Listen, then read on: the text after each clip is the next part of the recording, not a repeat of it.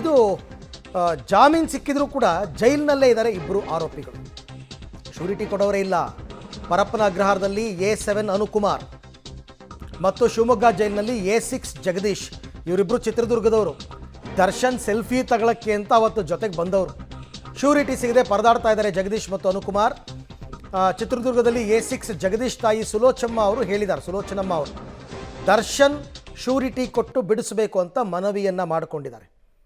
ಆಮೇಲೆ ಪಾಪ ಅವರು ಅವತ್ತು ರಾಘವೇಂದ್ರ ಕಾರ್ ತಗೊಂಡು ಚಿತ್ರದುರ್ಗದಿಂದ ರೇಣುಕಾಸ್ವಾಮಿ ಕರ್ಕೊಂಡು ಬರಬೇಕಾದ್ರೆ ಇವರಿಬ್ಬರನ್ನೂ ಕರ್ಕೊಂಡು ಬರ್ತಾರೆ ಜೊತೆಗೆ. ಯಾತಕ್ಕೆ ಅಂದರೆ, ಬನ್ನಿ ದರ್ಶನ್ ತೋರಿಸ್ತೀನಿ, ದರ್ಶನ್ ಮೀಟ್ ಮಾಡಿಸ್ತೀನಿ, ಇಬ್ಬರು ಒಂದೊಂದು ಸೆಲ್ಫಿ ತಗೊಂಡು ಬರೋರಂತೆ ಅಂತ ಹೇಳಿದಾಗ ಕಾರ್ ಹತ್ತದವರು ಜಗದೀಶ್ ಮತ್ತು ಅನುಕುಮಾರ್.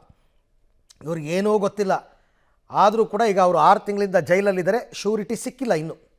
ಚಿತ್ರದುರ್ಗದ ರೇಣುಕಾಸ್ವಾಮಿ ಕೊಲೆ ಕೇಸಲ್ಲಿ ಏನು ಡಿ ಗ್ಯಾಂಗ್ನಿಂದ ಈಗಾಗಲೇ ಚಿತ್ರದುರ್ಗದ A6 ಆಗಿರುವಂಥ ಜಗದೀಶ್ ಅವ್ರಿಗೂ ಕೂಡ ಬೇಲ್ ಆಗಿದೆ. ಆದರೆ ಏನು ಬೇಲ್ ಆದರೂ ಕೂಡ ಬಿಡುಗಡೆ ಬಗ್ಗೆ ಮಾತ್ರ ಸಿಗ್ತಾ ಇಲ್ಲ. ಯಾಕಂತಂದರೆ ಅವರಿಗೆ ಏನು ಕೋರ್ಟ್ ಹೇಳಿರುವಂಥ ಶ್ಯೂರಿಟಿಯನ್ನು ಕೊಡೋದಕ್ಕೂ ಕೂಡ ಸಾಧ್ಯ ಆಗ್ತಾಯಿಲ್ಲ. ಹೀಗಾಗಿ ಆ ಜಗದೀಶನ ತಾಯಿ ಕಣ್ಣೀರಲ್ಲಿ ಕೈ ತೊಳಿತಾ ಇದ್ದಾರೆ. ಅವ್ರನ್ನ ನಾನು ಮಾತನಾಡಿಸುವಂಥ ಪ್ರಯತ್ನ ಮಾಡ್ತೀನಿ. ಅಮ್ಮ, ಏನೀಗ ರೇಣುಕಾಸ್ವಾಮಿ ಕೊಲೆ ಕೇಸಲ್ಲಿ ನಿಮ್ಮ ಮಗ ಕೂಡ ಆರೋಪಿಯಾಗಿ ಒಳಗೆ ಹೋಗಿದ್ರು, ಈಗ ಬೇಲ್ ಸಿಕ್ಕಿದೆ ಅನ್ನೋಂಥ ಖುಷಿಯನ್ನು ನೀವು ವ್ಯಕ್ತಪಡಿಸಿದ್ರಿ.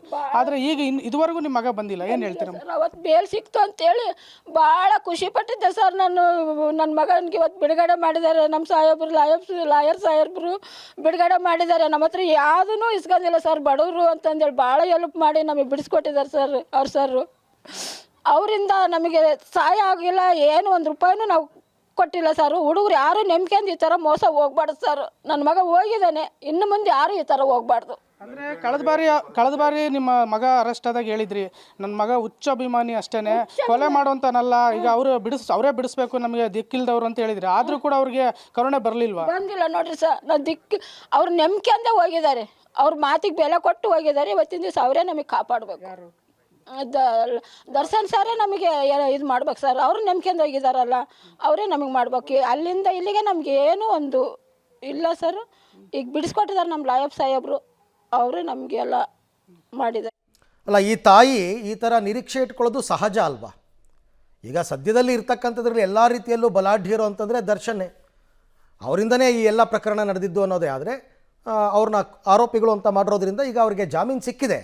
ಅವ್ರಿಗೊಂದು ಶ್ಯೂರಿಟಿಯನ್ನು ಕೊಡಿಸ್ಬೇಕು.